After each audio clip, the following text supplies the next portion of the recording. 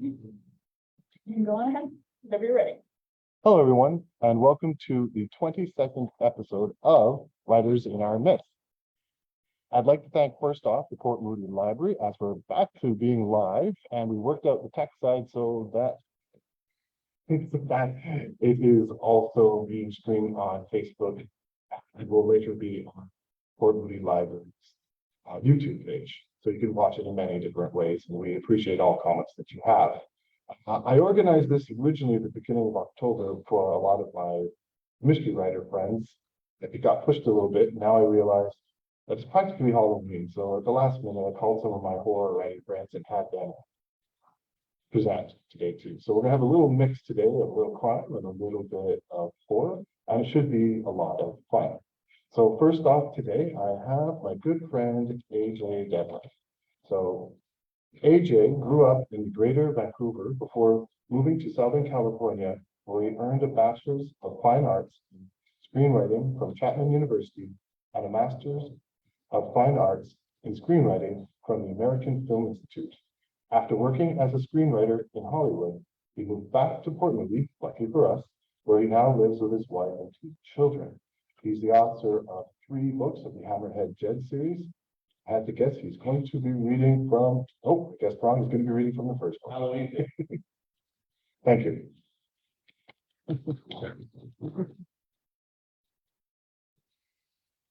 Hello. This is fun to be back at a Writers in Our Midst. I did my first ever event at Writers in Our Midst at the Gallery Bistro years ago. So this is really cool. So thanks to the library. Thanks to Gabrielle and the team here, and to Erik, of course. And since it's Halloween theme, I'm going to read, actually have a Halloween chapter, very short, from my first book in the Hammerhead Jed series, Cobra Clutch. And this takes place sort of after the climax. So there are sort of some spoilers about things that happened before, but the book's been out since 2018, so I don't feel too bad about it. So then plug yours. So without any further ado, I'm just going to jump in. The skeletons were everywhere, crawling through piles of golden orange leaves on the ground, hanging from mossy gnarled branches of age-old cedar and hemlock trees, and draped over the tombstones that were scattered throughout the forest. A pair of dancing skeletons emerged from the shadows and began to waltz around the train and across the tracks. You know, when you asked me out for a night on the town in order to blow off a little steam, this isn't exactly what I had in mind, I said. Dry your arse, you big baby, said Declan. This isn't effing gas and you know it. A chubby kid in the train car ahead of us turned around and gave us the stink eye. You said a swear, he said solemnly, before wiping his runny nose on his sleeve. Aye, I'm sure as shite say some more if I goddamn feel like it. He's just a kid, D. A bloody nosy one at that. Declan snapped his fingers at the kid. Turn back around, you wee bucket of snot. The kid did as he was told. I breathed in the crisp, inviting forest air as we chugged past a rickety log cabin that had a front porch full of flickering jack-o'-lanterns. The Stanley Park Miniature Railway is known for being one of Vancouver's more popular attractions. After a disaster storm tore through the park in the 60s, a horseshoe-shaped miniature railway was built along the path of destruction that was left behind.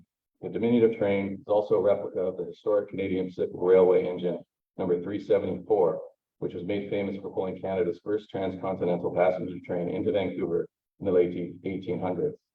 All year round, a little locomotive takes passengers on a winding route over trestles and through tunnels in Stanley Park's dense and lush forest.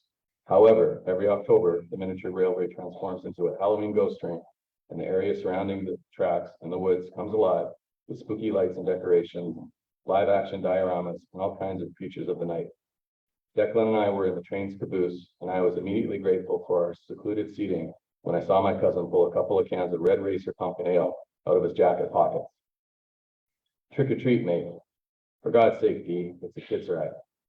So what? Just because this teeny choo-choo appeals to a bunch of manky muzzies doesn't mean we can't have a grand time. I popped the top of my beer and took a swig, enjoying the spicy flavor of the rich and creamy brew. What is it with you and Halloween anyway? I didn't know you even celebrated it in Ireland. We don't. We celebrate Samhain. Samhain? The Gaelic Harvest Festival of the Dead. Do you dress up in scary costumes? Aye. Give out candy to kids? Aye. Bob for apples, like a mother effort. So it's exactly like Halloween, except with more carnivals, parades, and piss-ups. This ghost train is about as close as you knuckleheads get. The conductor sounded the horn as the tracks curved ahead. The miniature train crossed over a lagoon filled with floating candles and boys disguised as ghosts. Declan downed the rest of his beer in a single gulp, belched, and then tossed his can in the water. What's the matter with you? I said. This is a world-class park. Keep your Allens on. It's decorative. How's that? The can is orange and it's got pumpkins on it. You don't give a crap about anything, do you? Not true. I give a hell about those nightmares you've been having. Took a big swig of my pumpkin ale before responding. I told you I don't want to talk about it. Unless you want to kick in the bollocks, you better start to jabber on. Here, this will help loosen those lips, he said, before pulling more pumpkin ales from his jacket. I pounded back what I had left in my beer and cracked open the next one. Declan held his pumpkin ale up in a toast. To Jimmy Mimbo, Johnny Mamba, whatever. All I know is he had to be a good lad for a mate like you. May you rest in peace. We tapped our cans and took big sips. We were silent for a while. I didn't speak until the train chugged past a bloody dummy hanging by a noose from a railway signal. The dream is always the same, I said. I'm back on the bridge. Everything happens like it did. I smashed the Jeep into the motorcycle, take out Dennings in the other. But when I opened the back door of the van, Kendricks was standing over Frank's dead body. He soaked in the old man's blood and grinning from ear to ear. Declan nodded knowingly. Your mind is showing you what could have been. Why? He shrugged. Lord knows I've had my own share of haunted sleeps. What stopped it? Time. Taking a life changes you. What went down with those biker gifts could be weighing on your arse in ways you don't even know yet. That's the thing, Dee. I don't think it does. And I'm pretty sure it never will. When I wake up in the middle of the night, I'm not upset. I'm furious. All I want to do is fall back asleep so I can dream about taking on each and every one of those sons of bitches all over again. I understand, mate. That rage over how they wronged Johnny and you and Pop, it's still inside me, and it's not going away. How am I supposed to get rid of it? Simple, Declan said. You use it. The miniature locomotive slowed as it neared an elaborate backdrop of a Transylvanian castle. Dracula appeared with Mina Harker in tow, and the passengers on the train squealed in delight as the actor playing the count pretended to bite the damsel's neck and drink her blood. A moment later, Van Helsing leapt out from behind a tree, confronted the vampire with a cross and a wooden stake. The train picked up speed again as Mina Harker sought refuge at Van Helsing's side. I looked back over my shoulder as we left Bram Stoker's climactic scene behind us.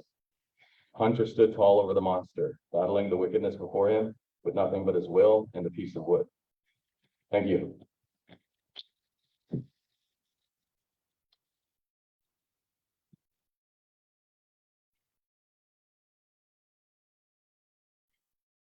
Thank you, AJ. I'm always concerned that my writer friends, especially my crime writer friends, keep it PG. It seems like you edited yourself as you went. Good job.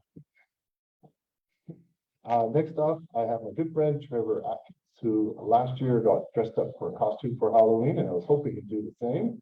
Let's find out. He knew he was in public this time, so he couldn't go full Dracula. So Trevor Atkins has been working with words for much of his life. Nowadays, he's writing historical fiction, designing educational tabletop games for young humans to help make learning fun. His current historical adventure, The Day the Pilots Went Mad, is available in person in all of our local bookstores, Western Books, Kinder Books, and also just across the street from Port Moody Library, the Coastal Books. I know he could read a couple of selections from The Day the Pilot Went Mad for Halloween, but he wrote something special just for us.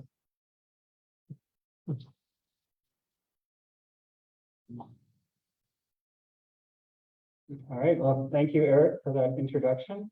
And yes, I did write this as a special flash fiction read for the Writers in Our Midst Halloween edition. Just like last year, I had a story called Flora's Hora, and that one is basically a gardener's nightmare. And this one I'm calling Fauna's Meeting, and it's spelled a little bit Halloweeny in the sense of meat that you would eat. And it's a bit more animal in nature. So we will just read it. It's not very long. It came to me in a sort of in a dream when I was at a camp. I was struggling to think of a story for this event. And I was in a new place in a cabin, very squeaky bunk beds all around me. So every time somebody moved, I would be kept awake. And so this story is the result of basically a 3 a.m. to 4 a.m. trying to get back to sleep, and then suddenly thinking, hey, I better write this idea down in my phone. And then I was able to go to sleep. So there you go. It had, at least had that benefit.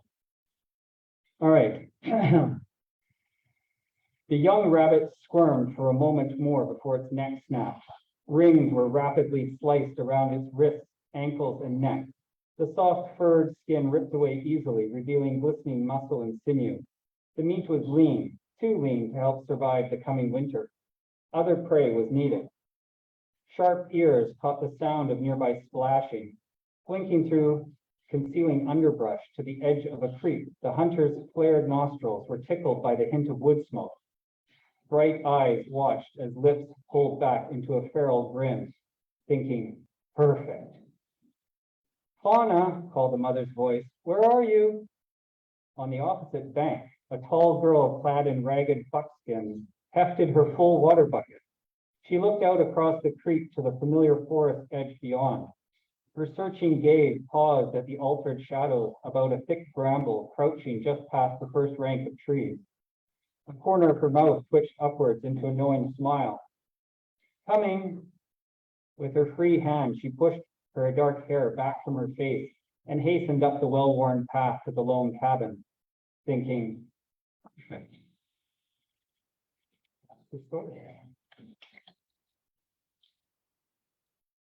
Before I go, I just would mention that I'm giving away some printed copies of this story over on the counter there. And also anybody who subscribes to my mailing list, if you're already on the mailing list, you'll definitely get this as a Halloween treat. But if you also subscribe before October 31st, you can get this story and Flora's Hora, and both of them are illustrated, and you'll get some extra notes and some implications in the actual illustrations as well that might add to the story or to your enjoyment. Thank you.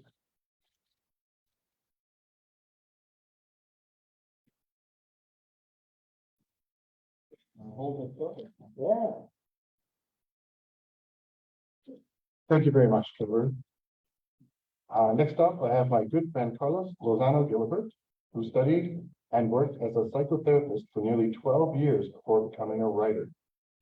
Carlos spent many Friday evenings in one of Mexico's main psychiatric hospitals interviewing patients. Some say his stories are based on what he learned through those interviews. He often tells me that he wants to be a romance writer, but I don't see it coming because he's a brilliant woman.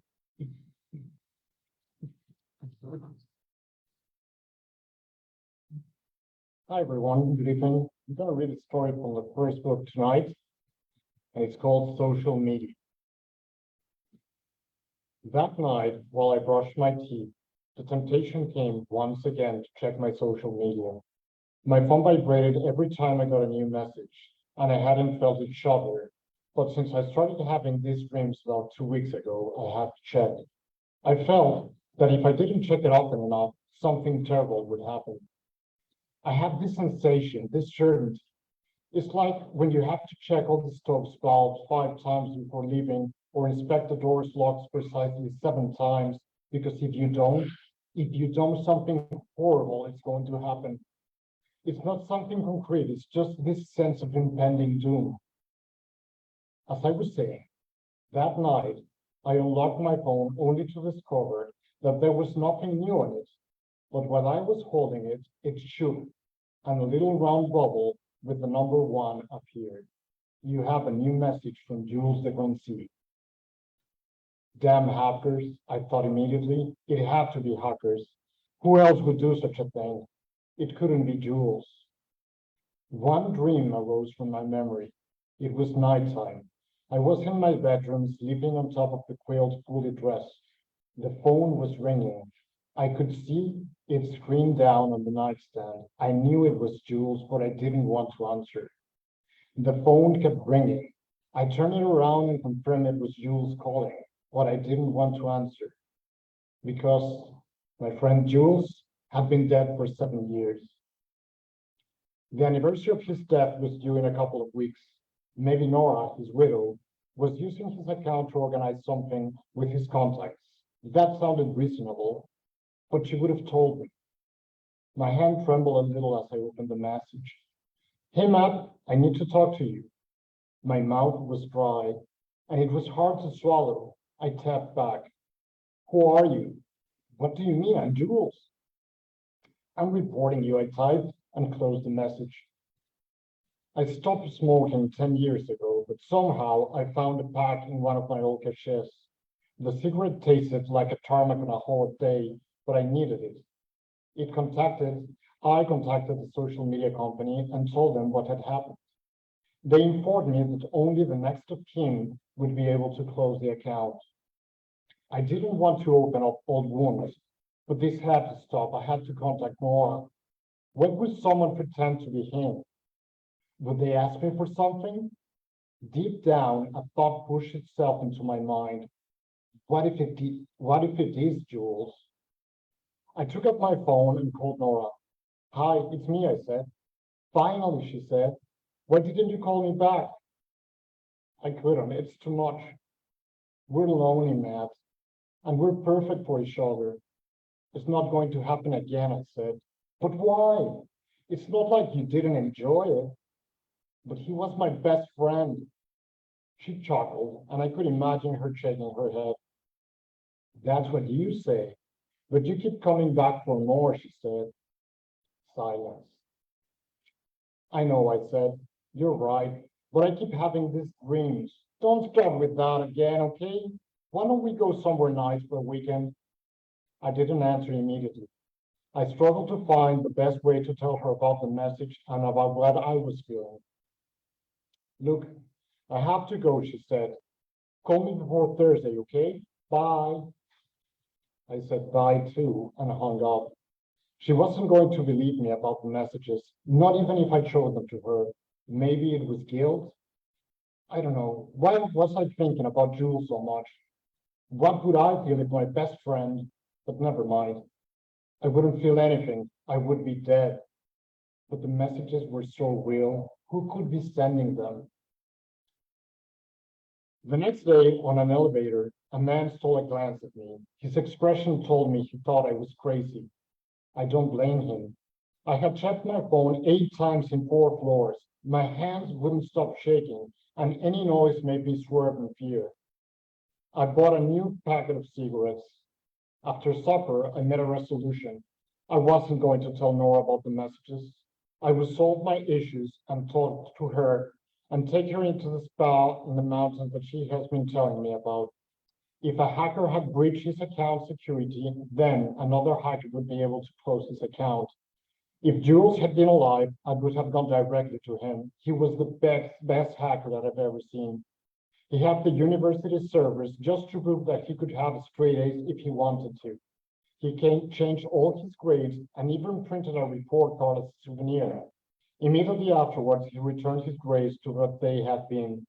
I felt nostalgic. I missed my good old rule-breaking, you won't stop me, friend. After I made a reservation for the spa and told Nora about it, I spent the rest of my evening trying to figure out how to hire a hacker. At last, I found one and left him a message with my contact info. By then, my shaking had spread to both my hands. I stank of nicotine. I wouldn't be able to stop or to sleep if I didn't have one last smoke and a scotch. I was dozing off when I felt a vibration in my pocket.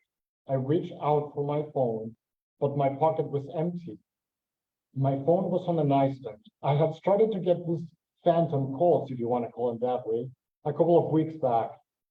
My doctor said most people with a smartphone have them. While I had it in my hand, I felt a vibration again, and then less than a second afterwards, my phone shook and a new message appeared.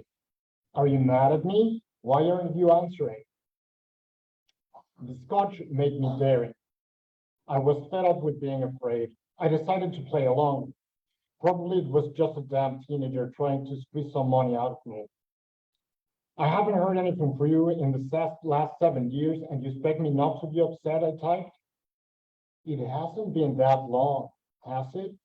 It's been a rough couple of weeks since everything went foobar with the car. Foobar. Shivers ran straight from my waist to my neck. Who uses foobar nowadays? No one, only a World War II buff like Jules. The impersonator was good, but of course, they had Jules' social media information to know which words he used, what he liked, who his friends were, everything. Everything. I poured more scotch into the glass and drank it straight. What do you want? I wrote. To talk to you. Don't you want to talk to me anymore? Okay, I'm listening. Whoa, I thought you of all people would be interested in knowing what lies beyond the great unknown. Meaning? Come on. Don't you remember that conversation we had on that fishing trip? You had always wanted to know what happened after death. The whiskey glass slipped from my grasp as a frozen clamp clutched my heart. If I remember correctly, we were alone in that boat. The shaking worsened. Had I ever talked about it to anyone else? We were in the middle of the lake. There was no one. How could he know? I closed the chat and lit another smoke. I realized something. Who knows when the microphone on our phones is on or the camera? For all I know, someone might be recording us all the time. But to what purpose? Neither Jules nor I worked in anything worth spying on. It made no sense. Probably we were up to reading that late. I was cold and turned to grab my sweater. I felt a vibration in my thigh. I knew my phone would start in a second if I let it, so I turned it off. In the morning, the hacker called me on my landline to set up an appointment. That evening, I was in a basement room with black garbage bags taped to the windows as blackout. I sat next to what looked like puke-stained office chairs. A bare light bulb shone from the ceiling, but no less than 6 monitors illuminated the hacker's face. He had neglected the decor, but the technology was state-of-the-art. Smoke rose from a lit with forgotten cigarette in my hand. We'll be in no time, the hacker said. He tapped the keyboard at a steady pace and pressed the enter key after each burst of typing. It seemed to me his tempo was getting progressively faster. Then he hit the enter key with a particular emphasis. My pulse throbbed on my neck. Is it ready? Is it closed? I asked. Who are we messing with? He said. Whoever it is blocking our attempts, the hacker said. Between each line of code, a single sentence repeated itself. Why do you want to shut me off? I took a drag. It couldn't be Jules, could it? The hacker kept trying for another half an hour, but he was getting nowhere. My head throbbed in sync with my heart. I was out of breath. I felt as if I had run a race and lost. I had an idea. Can you know where the other hacker is physically located? I asked, already imagining a pair of thoughts getting hold of him. The hacker typed, paused, typed again, paused, typed a third time, and asked, who the hell are we messing with? I've never seen anyone do this. Why? I asked. Because according to this, his open hand pointed to the screens, the person blocking our attempts is in this room. Deep down, I knew. I stared at the screens trying to find an explanation, but something caught my eye. Through the cigarette smoke, I could see Jules' Japanese head and hands. He was typing. Then Jules raised his head and looked at me. He pointed at the monitor. In the middle of the screen, 4 words shone back at me. I know about Nora. All the oxygen left the room, and I gasped, suffocating as my head exploded. I felt faint. I looked around the room for an explanation, gasping for air. Everything shrilled around me. I heard the hacker's voice coming from far, far away, calling my name while I collapsed to the floor. Thank you.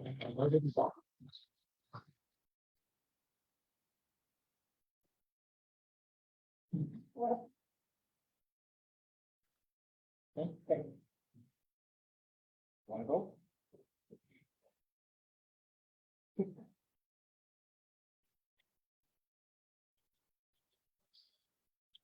Thanks so much, Carlos. Since I'm his publisher, I'm going to quickly push his books.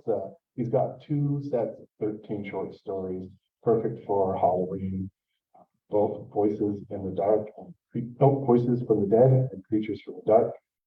We typically put them out just before Halloween, but we definitely do it this year. But both years, his books have appeared on the Amazon bestsellers for horror. So it's always a pleasure to work with Ty. Next up, I have my good friend, Ty Cook. Ty Cook was a member of the Port Moody Writers Group. His story, The Wedding Pouch, appears in the anthology New Beginnings. He writes about Korean and Chinese folklore and monsters, and he has something special just for us.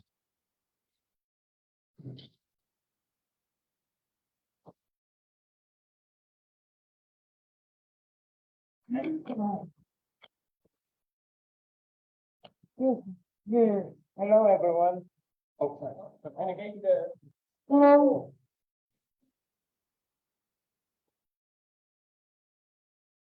Hello, everyone. Right. Yeah. Thank you.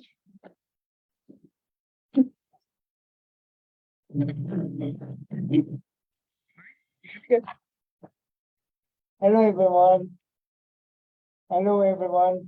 So although I don't have my own book yet, I have brought a story about a particular Chinese creature. Once thought to be legendary, but there's a possibility that it might be exist. So in the ancient China, there was a poisonous bird named Zhanyao. The particular thing about this bird is it has toxic feathers. Feathers so toxic that if you touch it, your fingers will go numb, and you will start to have seizures if you're exposed to long enough. Like any legendary creatures, this creature is featured in many stories. One particular story is about a Chinese empress of one of the dynasties, Hu Jio. She was the first empress of the Han Dynasty, and she was so evil as to use this poison by dipping in rice wine and to kill someone.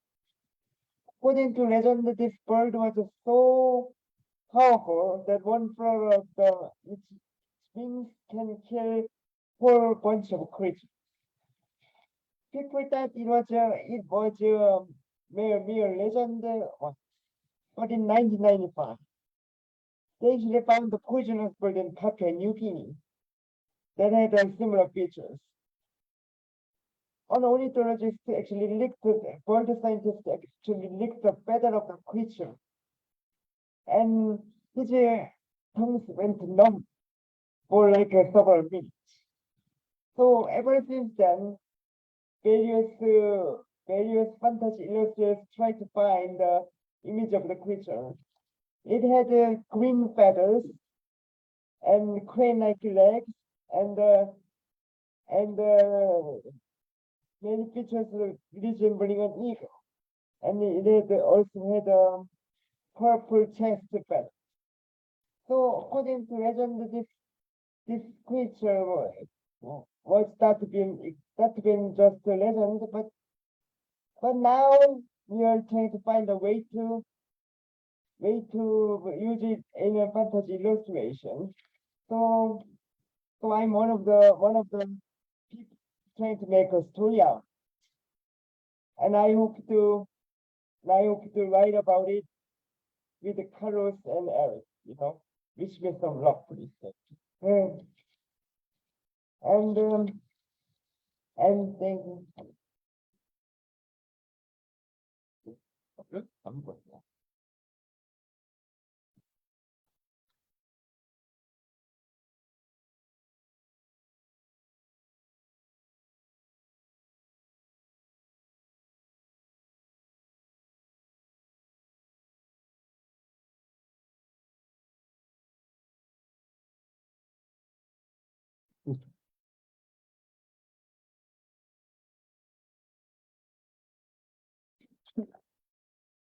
Thank you.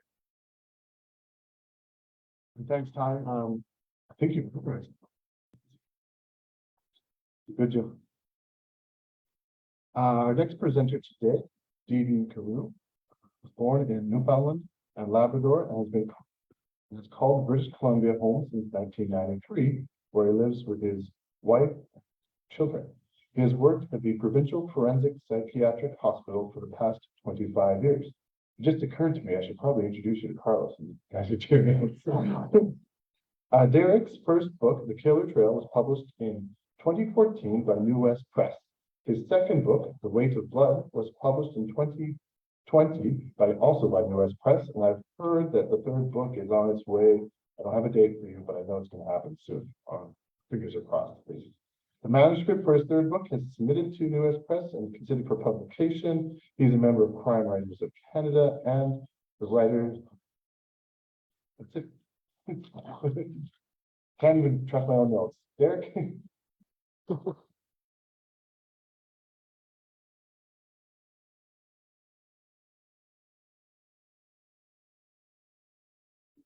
Thank you, Erik, and thank you. It's great to be here. I'm going to read a little bit from my first book, The Killer Trail.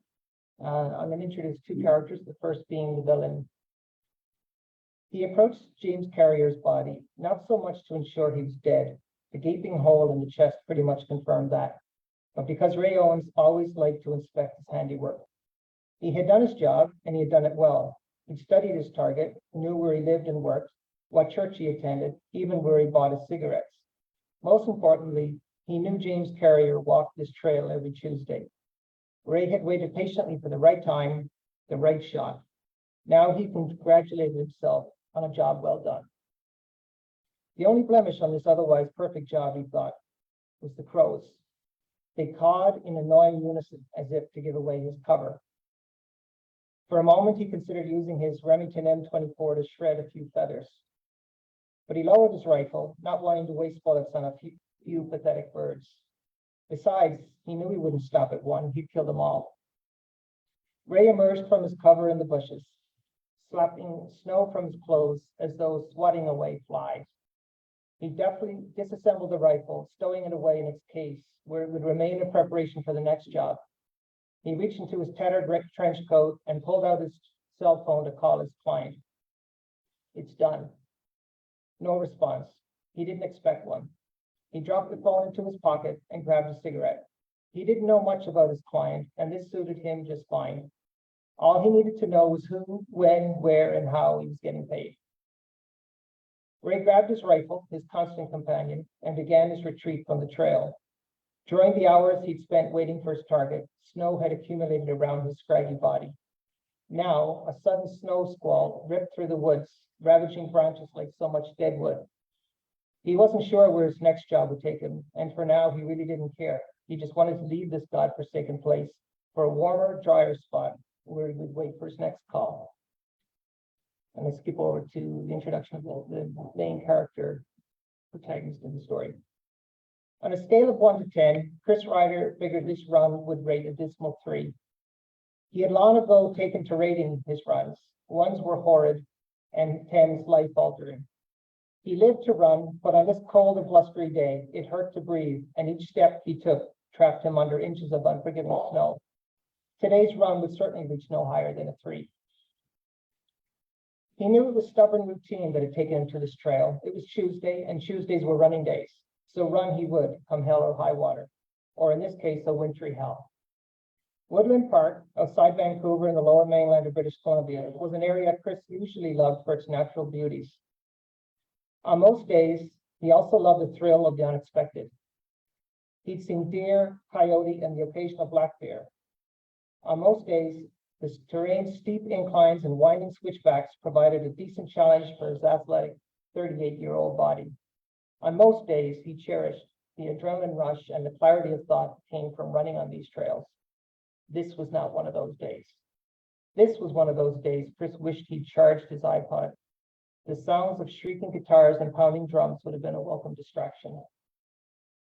Reaching the crossroads area of the park, a familiar point in his run where 3 trails intersected, he noticed another set of footprints.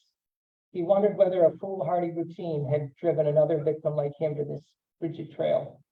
His eyes caught an object jutting out from the snow. Curious, he reached down to pick it up. Cell phone case. Yanking off his snow-encrusted gloves, he opened it to find a cell phone inside. Chris reckoned it had only been dropped on minutes before, judging by the snow accumulating on the trail. With no one in sight, he flipped the cover open and scrolled through a variety of features on the phone, hoping to find a number that would put him in contact with the owner. He tried the redial button, congratulating himself on figuring out a way to reunite the lost phone with its owner. After three rings, a commanding voice answered. Yes, Ray. The man sounded mildly annoyed. This isn't Ray. I have his phone. A brief silence was followed by a perplexed, who are you? Chris, I was running the trails in Woodland Park and found this cell phone. I wanted to let the owner know I found it, but there weren't any numbers but yours. More silence. Then, all right, Ray will want it back. Wait where you are and I'll have him meet you. Chris sensed this guy was used to barking orders for others to follow, and he didn't feel like playing along. Listen, I've got to be somewhere. It's almost dark and the weather is turning up here. I'll leave the phone at the gas station on Cumberland Street across from the entrance to the park. A tree branch smashed to the ground with a thud, distracting him. Chris, I understand the inconvenience this creates for you, but I'll have Ray there in a matter of minutes. Chris now picked up a sense of urgency in the man's voice. Listen, here's what I'll do. I'm heading back. The phone lost reception. Chris shook it and the signal returned. Are you still there? I'm heading back to my truck in the park entrance. I'll be there in about 15 minutes. If Ray is there, I'll give him the phone. Otherwise, I'll leave it at the gas station. Thank you, Chris. Now, how will Ray recognize you? I assume you're alone. Yeah, I'm alone. You won't find too many other fools out here tonight. And I'm the one wearing a yellow jacket. I'll be the one freezing his ass off. Thank you for your cooperation. We'll see you in a short while and take care of this. The line went dead. Chris shook wet snow off his jacket. He smiled to himself, thinking Deanna would probably want to smack him upside the head if she was here. She'd say Anne-Marie, their daughter, had more sense at 5 years of age than he did being out here now, and he knew she'd be right. His fingers were aching from the cold, his soaked running shoes making his toes numb. It was getting dark now, and not expecting to be on the trails at this hour, Chris was without a flashlight. Leaning forward, he kept his eyes on the ground to avoid tripping as he made his way slowly back to his truck. He stopped suddenly as his eyes detected something in the distance, something lying conspicuously on the ground. A chill ran up his spine, but this chill had nothing to do with the cold. Heart pounding, he inched his way towards the shape, trying to focus on the shape against the onslaught of snow on his face. Then a feeling in the pit of his stomach threatened to turn his insides out. He no longer felt cold. He no longer felt wet. He didn't know exactly what he felt, but he knew he'd never felt like this before because he'd never discovered a body before. Thank you.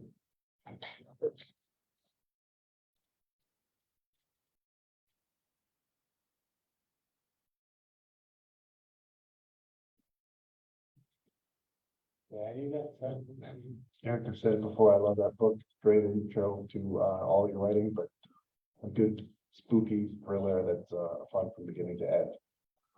Also, I did mention that it was written in 2014. So you kids, iPod is an old device that plays music. Last but not least, we have Crime Writers Canada's DC Yukon rep, Winona Kent. Winona is an award-winning author born in London, England, and grew up in Regina, Saskatchewan, where she completed her BA in English at the University of Regina. After moving to Vancouver, she graduated from UBC with an MFA in creative writing. Winona is the author of the Jason Davey Mystery Series, featuring professional musician and amateur sleuth Jason Face. Her latest release is Ticket to Ride, his fourth series. Take it away.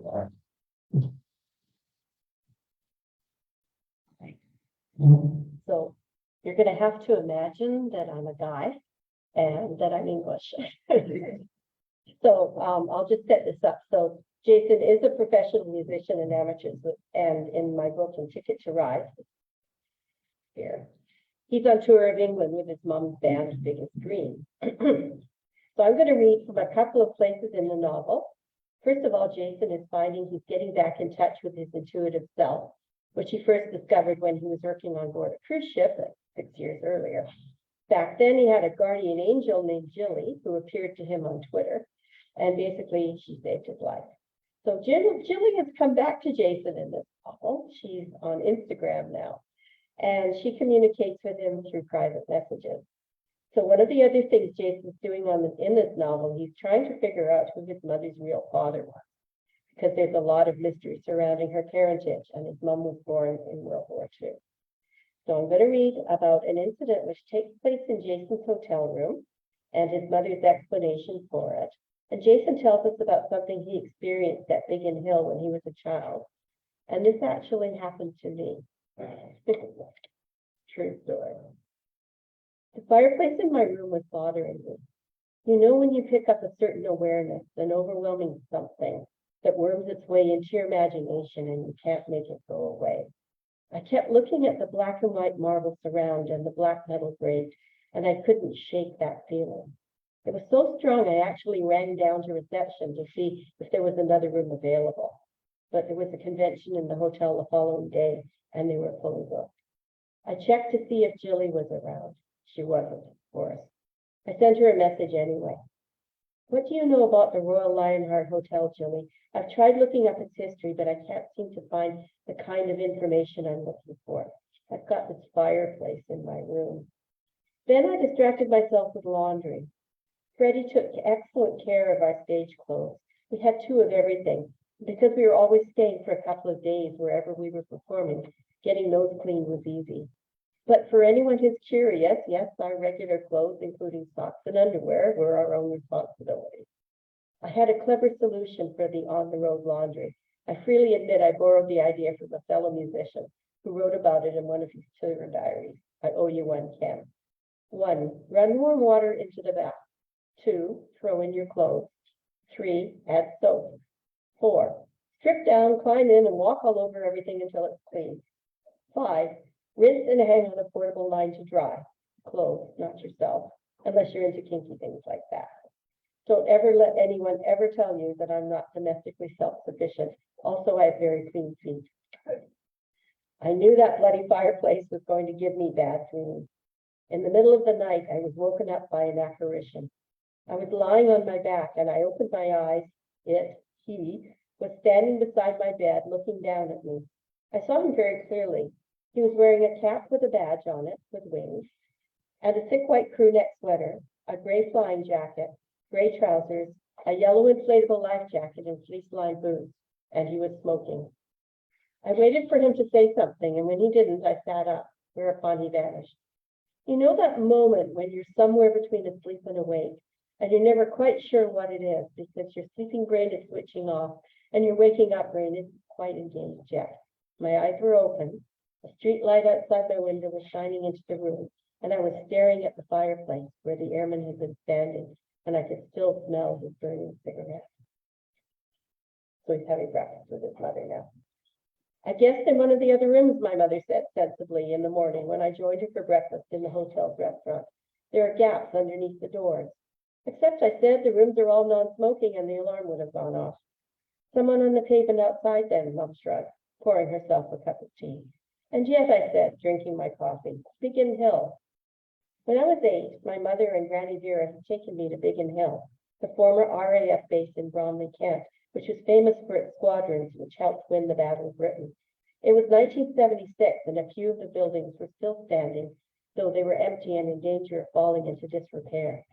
They had a lovely little chapel, which had been built in the 1950s under the auspices of Winston Churchill himself, and that appeared to be the main purpose of our visit. So I'm ashamed to say that I wasn't particularly interested in it, in spite of my granny's attempts to instill some sense of World War II history into my childhood. It was a blazing hot day when we walked up the path, past the 2 Guardians, which in 1976 were a real World War II Hurricane and Spitfire, and not the replicas which later replaced them.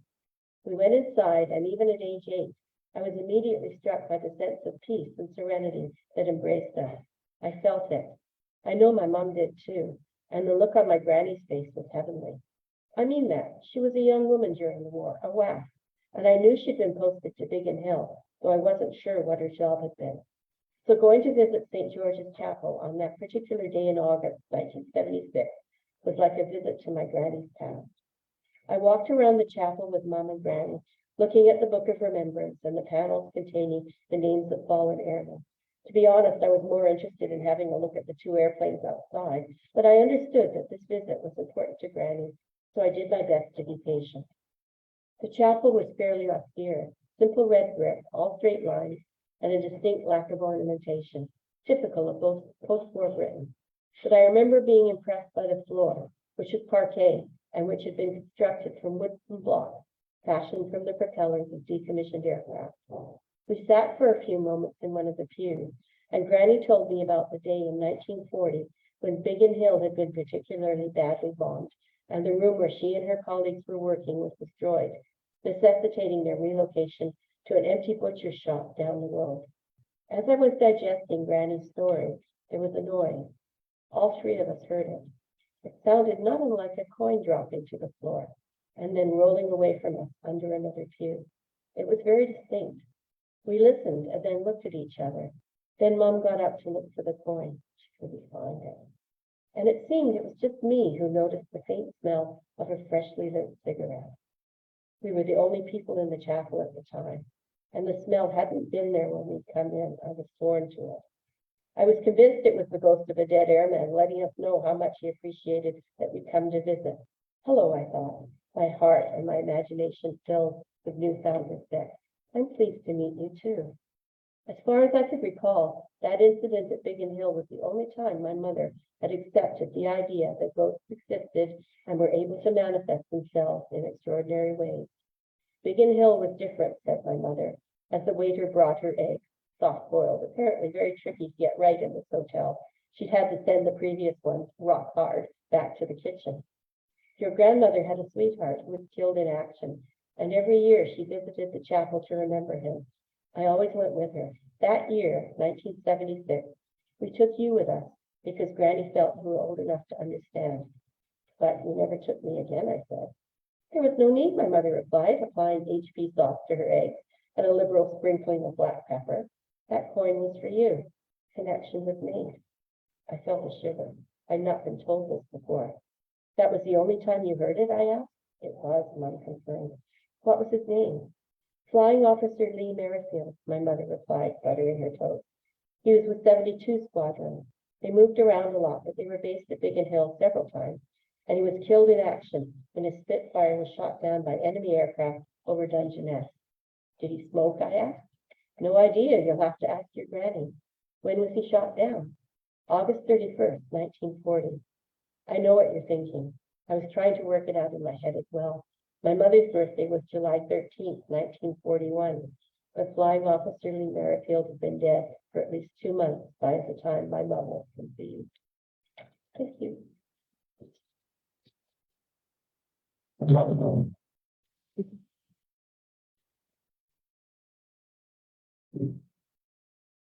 Thanks. I think I will share a birthday with Jason's mom. So that was it for our readers, unless anybody else here wants to surprise us with a story. I should tell you, mark on your calendars November 19th for an excellent live event. Hopefully he's putting on his historic for the first time since COVID, but thank you very much. I'll be there, and I'm sure the people you heard today will be too. I think we have time for Q&A if there's questions. Want to ask people?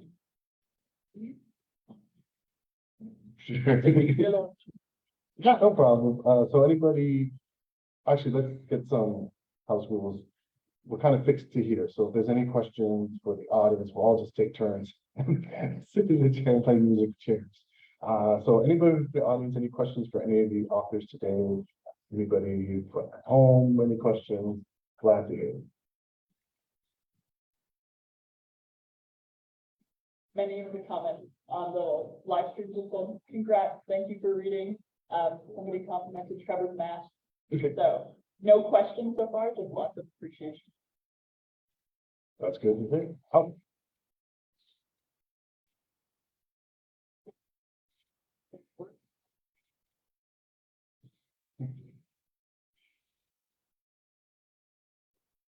How about that weapon? So the question from the audience was about self-publishing. Oh, Winona's got a hand up. Why don't give the chair to her? I'm self-published. Been traditionally published. My first novel was traditional, and the next few were hybrid. But I got all the rights back to my books, so all of my 10 books are self-published now, and it's not expensive. It's free. It takes your time. I have 2 distributors. I go through Amazon, and I also go through Ingram Spark, and I paid $49 for Ingram Spark US dollars. And the advantage to Ingram Spark is that it will get you into libraries, it will get you into bookstores. If you have people ordering your books, they would rather order them through Ingram Spark distributor than through Amazon because of the discount that they're given, the 55%, 45% discount. So yes, I'm self-published.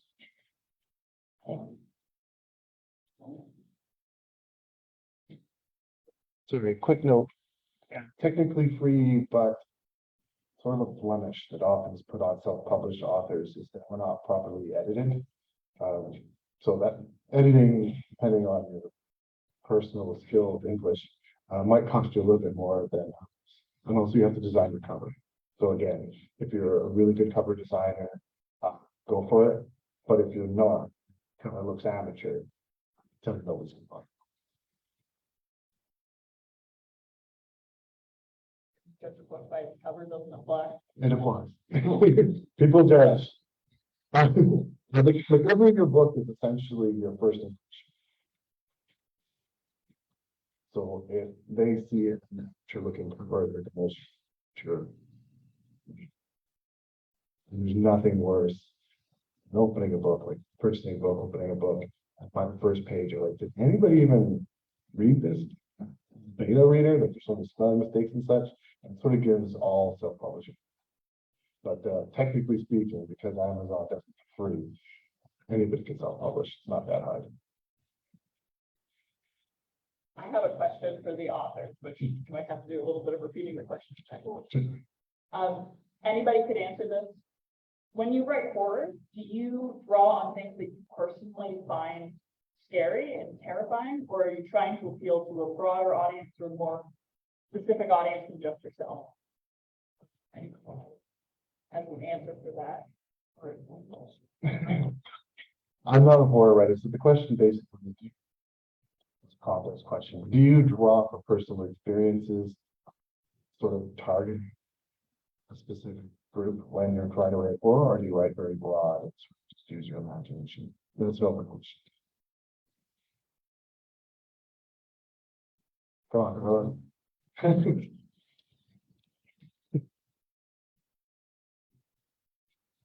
So, no, I haven't had any experience paranormal, so I just write my horror stories from what comes to mind, right? Something gets me inspired and I just start writing, but no, I haven't had any experiences. What about all the photos? You use photos a lot. Yes, so for instance, I use anything that the question was that if I use photos or, yes, so I use photos, I use paintings, I use conversations I overhear.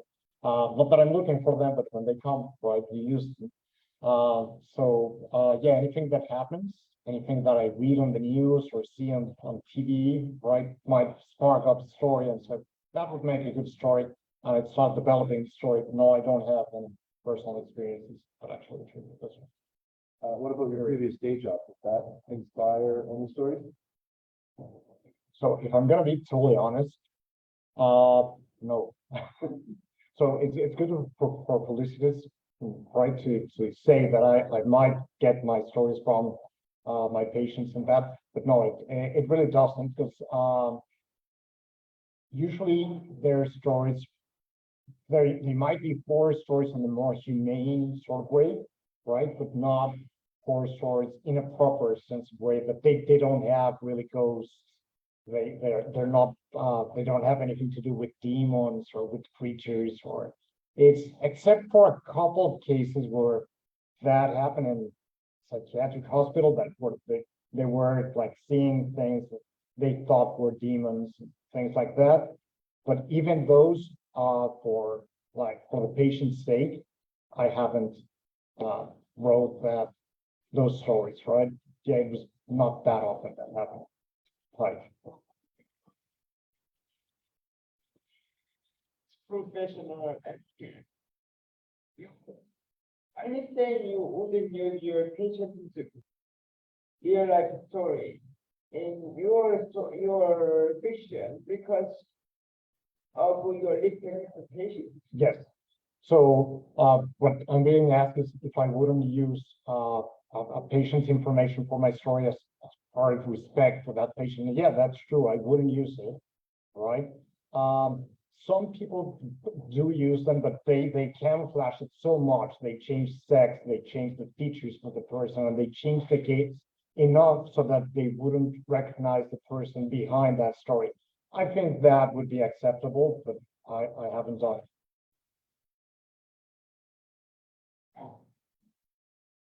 Same question for. Same question for you. Okay, Derek, this is your place.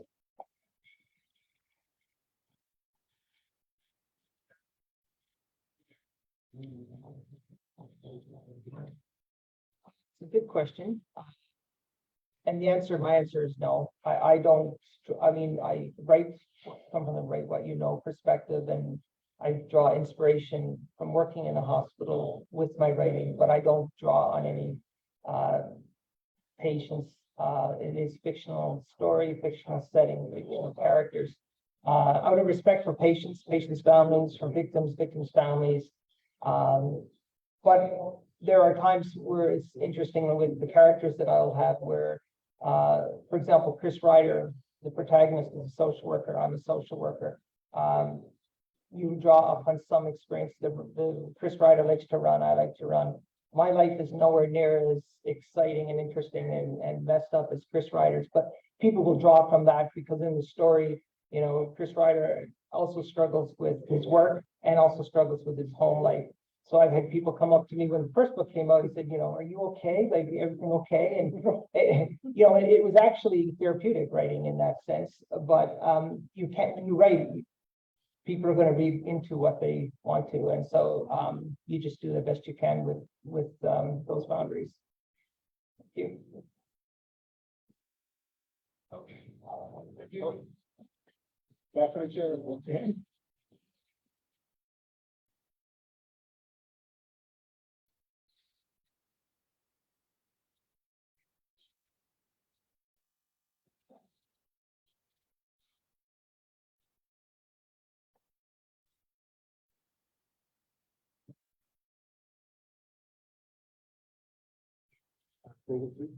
So I'll come back with it, and then obviously the others have their bit. For me, the story is set, although it's a fictional story, it is set in the North Mainland. So in the book that I've actually submitted, or the manuscript that I've submitted to the publisher, there's a key scene that occurs in court, which is actually the New West courthouse. And so, you know, did a bit of research there in terms of the Supreme Court and what that looks like walking up those steps and inside courthouse itself and things like that. But I mean, and then what the part that I referred to in the first book, the Kidder Trail, that was fictional. Woodland Park was a fictional, but I drew inspiration from that, from a local park in Coquitlam, which is where the origin and where the sort of the inspiration for that story actually came from.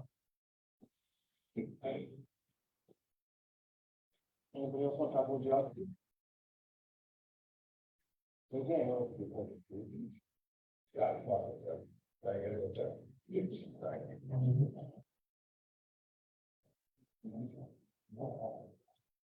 Sorry, yeah. Okay, so the question was about setting your stories in, like, locally.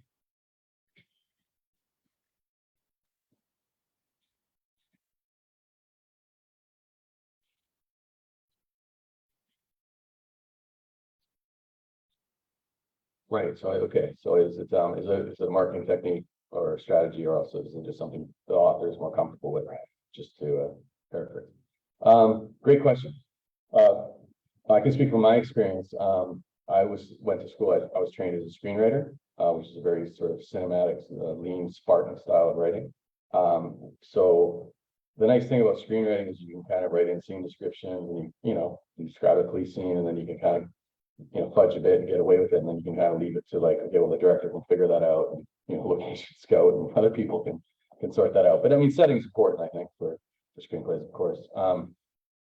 But it's probably not something that was ever really a priority for me. I was always focused more on, genre. But then when I transitioned from screenwriting to crime writing, I got a really, really good piece of advice from a colleague, and she said, I like, the story, the characters. It feels like the story you're writing could take place in any city in North America.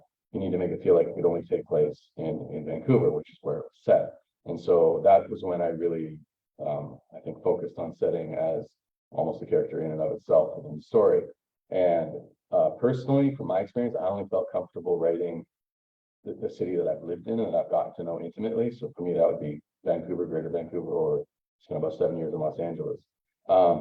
With crime fiction, there's so many people that have written the city of Los Angeles and better than I ever could. And then I felt like Vancouver maybe had been underwritten, although there also seems to be a bit of an explosion right now in terms of Vancouver crime fiction. So it's a very exciting time to read locally. A lot of great authors and set stories there. So that was definitely strategic for me. And then also my publisher and Derek's publisher, New S Press, they're Edmonton-based Western Canadian publisher focused on Western Canadian stories.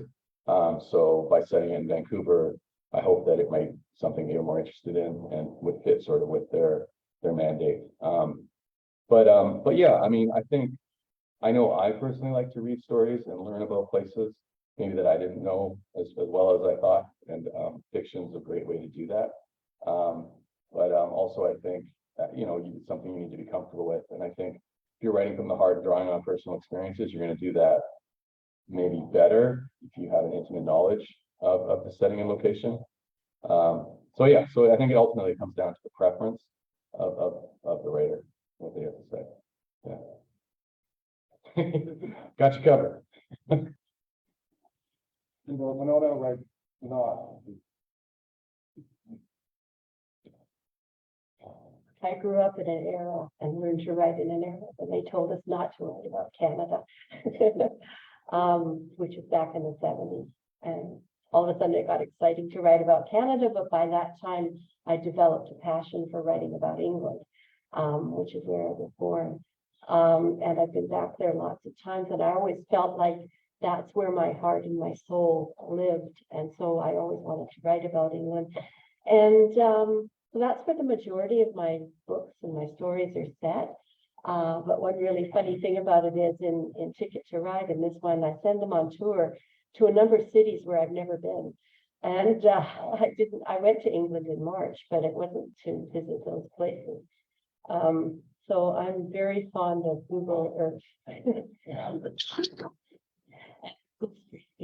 And that helped me immensely. But I am a firm believer in writing about where your passion is. And if you're passionate about writing about Vancouver, it shows. And if you're passionate about writing about England, it shows. You can always tell when an author is very comfortable about where they write about. Do you have any questions? We don't have it. So. Thank you. Want to say goodbye? Sure. Yeah. All right, I think that's it from everybody. So thank you very much for attending. So great to be actually seeing real people in front of us when we were doing our meetings. It was a lot of fun. Thank you again to the Port Moody Library for putting this on. You saved us a few years back when our old home, the Gallery Bistro, burnt down. We shifted to online when YouTube during COVID. So thank you very, very, very much. Library, thank you, Gabriel, for taking care of everything for us today. You've done a fantastic job.